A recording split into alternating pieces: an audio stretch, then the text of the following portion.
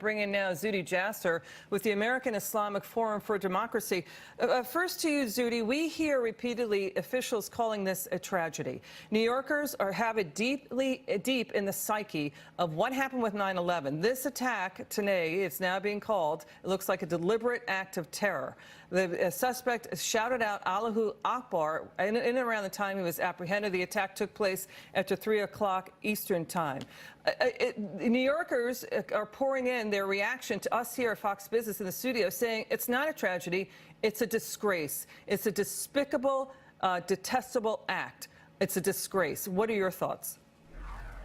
Well, Liz, it's an act of war. We are at war. And this ideology, as much as we may feel better that ISIS is almost decimated, and not only Iraq and in Syria, the ideology of jihadism will continue to spread. And these are not lone wolves. These are part of a movement of millions around the planet that believe in attacking the West, that believe if we don't live under an Islamic State, including us Muslims that are reformists and trying to counter the jihad, that we are always targets of, that we are their enemies. So ultimately, the whack-a-mole program will continue until we gather the resolve. I mean, today we saw in Congress testimony from Google and other IT experts about what they can do more on social media. And again, it's not only what we can do against jihad, but what are we doing to promote what it means to be American, what it means for Muslims to become part of this society and not hate it and not come here as enemies, but believe that this is their society,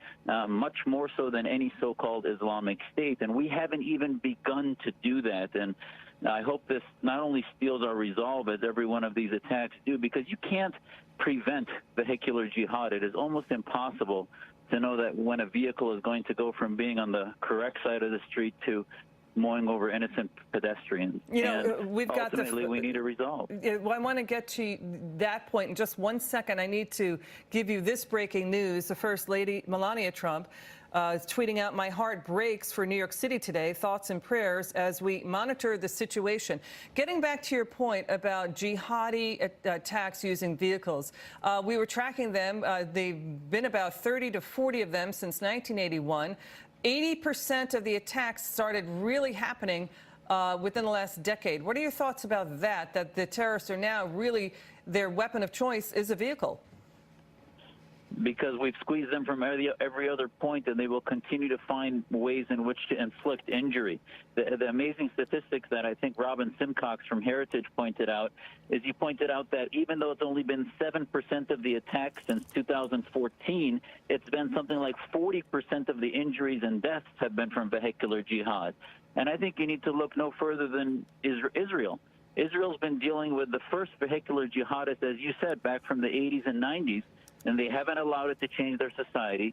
They haven't made it a new normal. They continue to fight it on every battlefront they can, but they will not change who they are as a democracy and as a free society, and we should also, I think, follow their example. You know, Dr. Jasser, we're getting breaking news coming out of the White House. The Chief of Staff, General John Kelly, has debriefed the president on this terrorist attack, this disgraceful, despicable act that took the lives of 8 innocent men, all males, pronounced dead at the scene, 15, maybe more, injured as people self-evacuated. We're going to stay on the injury count for our viewer.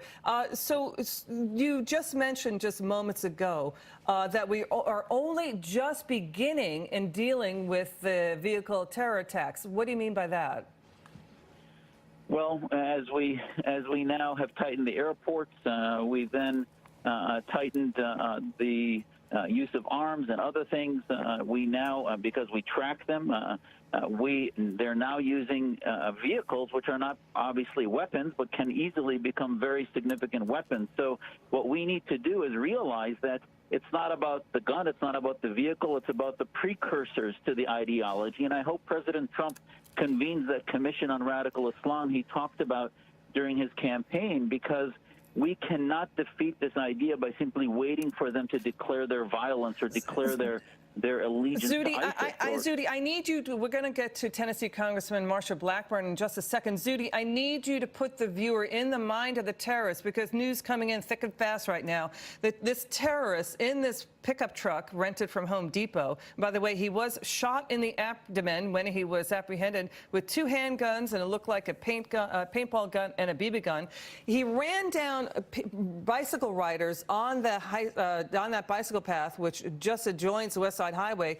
They were riding, we were getting information, 2 individuals. One was on a city bike 50 feet away from another individual also on a city bike, and he took them both out. What is going on in the mind of this jihadi? The jihadi, pure and simple, views Americans as infidels, as inhuman. They dehumanize us and view themselves as soldiers who will go out as martyrs at that last moment. They see this as an avenue towards heaven, and the rest of us Muslims know that they're going elsewhere, and that they hopefully will perish in war, and their entire movement will perish. But we have to declare war on their ideology. And what they've done is, through many media globally, not only on social media, but Al Jazeera and elsewhere, have glorified Islamism, have glorified the ideas that are the precursors to demonizing us in America. So what goes through their mind is the sense that this society is ungodly, it's anti-Islam, so they want to act as jihadists and will do anything that we obviously perceive as what it is, which is barbaric and inhuman. This is a despicable act. It is disgusting, and it's a disgrace. And, sir, jihadis have declared war on fellow Muslims, correct? The final thought. Absolutely. You know, this is the untold story, is that in Iraq and Syria and across the Middle East and in Europe and in America, we Muslims that are fighting this, that have declared a jihad on jihad, are the first ones at the head of the spear.